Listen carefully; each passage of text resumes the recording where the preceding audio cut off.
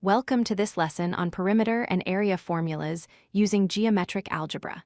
Today, we are going to explore how we can use algebra to solve geometry problems involving rectangles, triangles, and circles.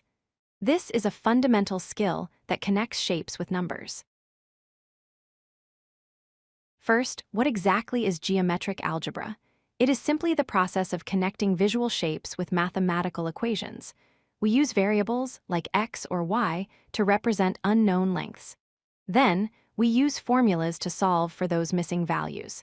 It allows us to translate a picture into a solvable math problem. Let's start with the perimeter of a rectangle. The perimeter is the total distance around the outside of the shape. To find it, you add up all the sides, 2 lengths plus 2 widths. The formula is P equals 2L plus 2W. Next is the area of a rectangle. Area measures the space inside the shape. You can imagine it as the number of square tiles that fit inside.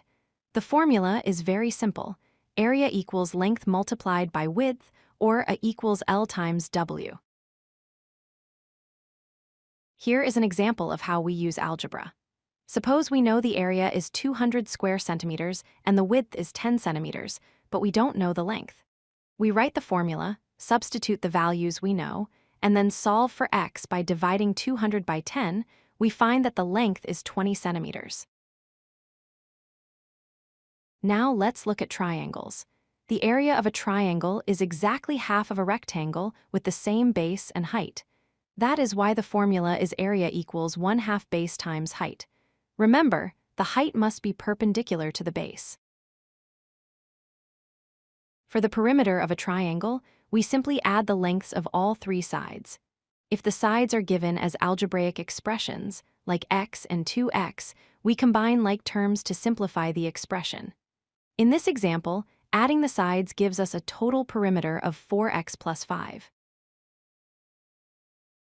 Moving on to circles. The perimeter of a circle is called the circumference. The formula is c equals 2 pi r, where r is the radius. Pi is approximately 3.14.